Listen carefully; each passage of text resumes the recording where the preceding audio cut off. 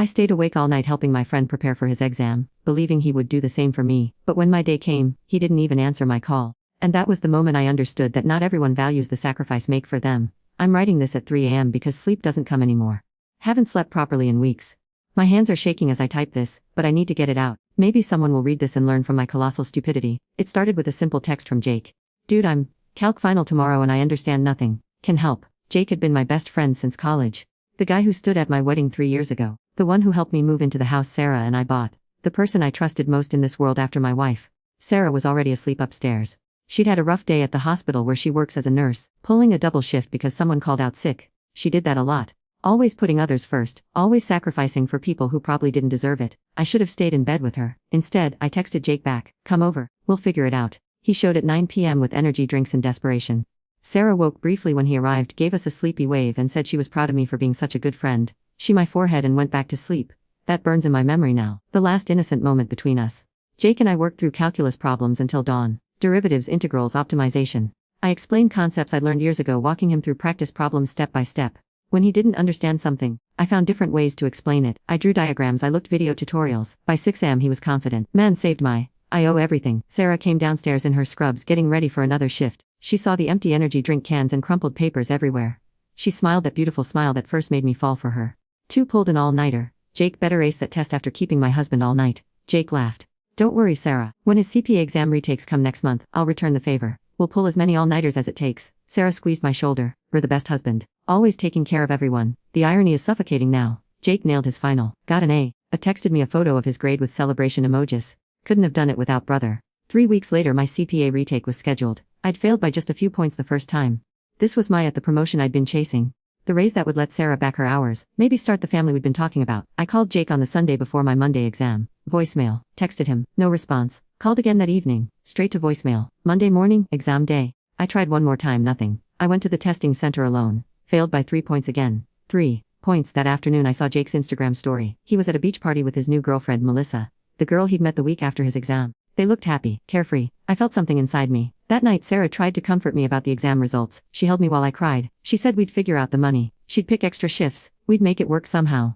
At least have Jake, she said. He'll help study for the next attempt, right?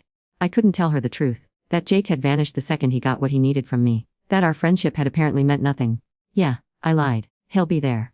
But something poisonous was growing in my chest, a bitterness I'd never felt before. Why was I always the giver? Why did I sacrifice for people who wouldn't do the same? Sarah worked another double that week, then another. She was exhausted, falling asleep during movies we tried to watch together. Too tired for conversations about our future, our dreams. I started noticing things I'd ignored before. How she always expected me to be the strong one. How she leaned on me but never asked what I needed. How she assumed I'd always be there, solid and dependable, no matter what. Just like Jake had assumed. Friday night, Sarah fell asleep on the couch during dinner. I stared at her peaceful face and felt nothing but resentment. That's when Melissa texted me. I don't know how she got my number. Maybe Jake gave it to her months ago. The message was simple. Hey, saw a post about the exam. Sorry it didn't go well. Wanna grab coffee and vent? I'm a good listener. I should have deleted it. Should have blocked the number. Should have woken my exhausted wife and talked to her instead. But I didn't. I typed back, when? The coffee date was supposed to be innocent. Just venting to someone who seemed to care about my problems. Someone who actually responded when I reached out. Melissa listened, really listened. She asked questions about my career goals, my frustrations, my dreams.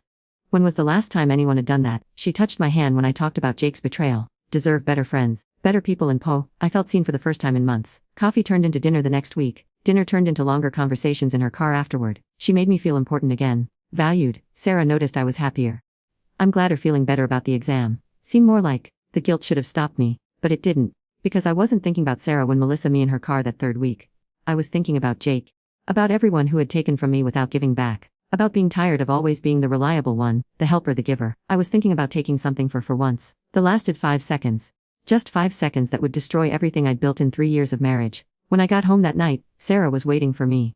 She'd made my favorite cookies and had them cooling on the counter. Surprise! I know I've been stressed. So I wanted to do something nice. She looked so proud, so loving, so completely unaware that her husband had just become someone she didn't know. I ate those cookies and tasted nothing but ash. 2 months, that's how long I lived a double before everything imploded. 2 months of meeting Melissa while Sarah worked extra shifts to support us. 2 months of lying about study sessions that didn't exist. 2 months of watching my wife sacrifice everything while I away what we had for someone who was dating my ex-best friend. The irony wasn't lost on me. I was doing to Sarah exactly what Jake had done to me, taking her loyalty for granted, using her trust as a weapon against her. But I couldn't stop. Melissa made me feel like I mattered. She never looked tired when I talked, never fell asleep during our conversations. She laughed at my jokes and asked about my day and made me feel like I was worth someone's full attention. Sarah had started picking weekend shifts too. The promotion I'd failed to get would have changed everything, but now she was carrying the financial burden alone. She'd come home exhausted, barely able to keep her eyes open during dinner. "I'm sorry I'm such terrible company lately," she'd say, fighting to stay awake. "Once we get caught on bills, I'll back, I promise." I'd nod and tell her I understood, that I was proud of her, that we were a team. All lies. The worst part was how grateful she was for every small kindness I showed her. When I brought her coffee in the morning, she'd light like I'd given her diamonds. When I rubbed her shoulders after her long shifts, she'd practically cry with relief. "So good to me," she'd whisper. "I don't deserve." She was right, but not in the way she meant. Meanwhile, Melissa and I were getting bolder. Longer dinners, walks in parks across town. A weekend trip I covered by claiming I was visiting my sick uncle. She knew about Sarah, of course. I told her I was married from the beginning. She said she didn't care about complicated situations. That sometimes had to follow heart, even when it was messy, or not happy. She'd say when I felt guilty. Too short to stay in situations that drain. She made it sound so reasonable. Like I was the victim here. The beginning of the end came on a Tuesday. Sarah had been scheduled for another double shift, but the hospital called her off at the last minute. I was supposed to be at the library studying for my next CPA attempt. Instead, I was at Melissa's apartment. Sarah decided to surprise me with dinner at my study spot. She called me at 6 p.m. "Hey honey, I got off early. I'm at the library with takeout from that Thai place, love." "Where are I? Can't find anywhere." I was lying on Melissa's couch, her head on my chest, watching some mindless TV show. My phone buzzed with Sarah's call, and my entire world tilted. "I'm in the basement study rooms," I lied, my voice somehow steady. "The ones need an ID to access. I'll be in 20 minutes. I practically Melissa off me. Drove like a man. The end came 3 weeks later, and it wasn't dramatic like in the movies. There was no catching me in the act, no confrontation in a restaurant. It was quiet and devastating, and somehow worse than any could have been. Sarah found out because I got sloppy with my phone. I'd been texting Melissa during lunch breaks, deleting the conversations afterward, but that Thursday I forgot. I left my phone on the kitchen counter when I went to shower before my study session. Sarah wasn't snooping. She never would have my privacy like that under normal circumstances, but my phone kept buzzing with notifications, and she was worried it might be an emergency. Work calling me in, family trouble, something important. She picked it to check. The preview of Melissa's text was visible on the lock screen. "Can't wait to see tonight. I missed the way." That's all Sarah needed to see. When I came out of the shower, she was sitting on our bed holding my phone. Her face was completely blank, empty in a way I'd never seen before. "Who's Melissa?" 3 words that ended my marriage. I tried to lie at first, said she was a study partner, just a friend, someone I'd met at the library who was also taking professional exams. Sarah listened to every pathetic excuse with that same empty expression. Then she handed me my phone. "Unlock it. Sarah, unlock it." My hands were shaking so badly I could barely enter my passcode. She took the phone back and scrolled through months of messages. Photos Melissa had sent, plans we'd made, conversations about how unfair my marriage was, how I deserved better, how Sarah didn't appreciate me. She read it all, every cruel word, every betrayal, every lie. It took 23 minutes. I know because I watched the clock on our dresser, counting each second of my wife's heart breaking in real time. When she finished, she set the phone down gently on the nightstand. "How long, Sarah? How long?" 3 months. She nodded like she was filing away information. "The night helped Jake study." That's when it started, wasn't it? When I told I was proud of her being such a good friend, I couldn't answer, couldn't even look at her. Do love her? The question destroyed me because I realized the answer was no. I didn't love Melissa. I barely even knew her. She was just an escape from my own failures, a way to feel important when everything else in my was falling apart. I had thrown away the only real love I'd ever known for absolutely nothing. "No," I whispered. "Then why?" How could I explain? How could I tell her that I'd been so bitter about Jakey's betrayal that I'd decided everyone was selfish, including her? That I'd convinced she didn't really love me, just used me? That I'd turned her into a villain in my own story to justify becoming one? I don't know. She stood then, moved around our bedroom like she was sleepwalking, packing clothes into the suitcase we'd used for our honeymoon. "Where are going?" "My mom's." "Sarah, please, we can fix this. I'll end it right now. I'll do whatever it takes." She stopped packing and looked at me for the first time since she'd found the messages.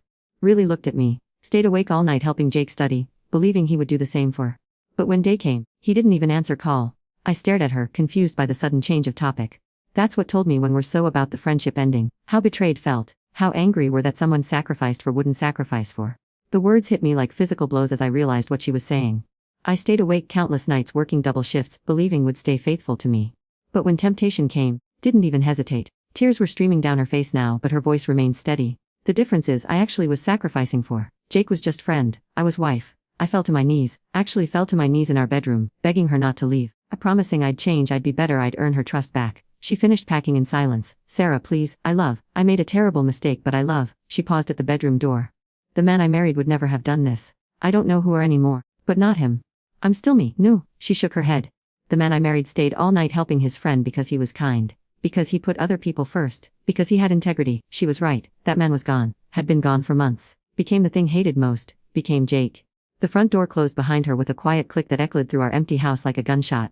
I sat on our bed for hours, staring at my phone. Melissa had texted asking if we were still meeting that night. I deleted her number without responding. The divorce papers came 6 weeks later. Sarah didn't ask for much. She didn't want alimony, didn't me for the house, didn't try to destroy me financially. She just wanted out. Clean break, fresh start. The only thing she kept was our wedding ring. Not to wear it, she explained through her lawyer, but to remind herself never to trust someone so completely again. That broke me more than anything else. I lost my job 2 months after she left. Couldn't focus, couldn't function, kept making mistakes. Failed the CPA exam for the 3rd time because I spent the entire test thinking about Sarah working those double shifts to support my dreams. Had to sell the house. Moved into a studio apartment across town. Started seeing a therapist who asked uncomfortable questions about why I'd sabotaged the best thing in my. Felt betrayed by friend, she said during one session. So decided to become someone who betrays others. Can see the pattern? I could. I turned into exactly what I hated. Proven that I was no better than Jake, maybe worse. Melissa tried to contact me a few times after Sarah left. Said she was sorry things had gotten messy, that she hoped we could still be friends. I never responded. She was a symptom, not the disease. The disease was me. I ran into Jake at a coffee shop 8 months after the divorce was finalized. He was with his girlfriend, the same one from the Instagram photos. They looked happy, stable. Like people who'd never betrayed anyone. He saw me and came over, all smiles and casual conversation. Asked how I was doing, how Sarah was, whether we were still living in the same house. We got divorced, I told him. His face fell. Oh man, I'm so sorry. What happened? I almost laughed. He genuinely had no idea that his betrayal had set everything in motion. Had no clue that his selfishness had taught me to be selfish too. I cheated on her. He looked shocked. Actually shocked. Dude, that doesn't sound like it all. Guys seem so solid.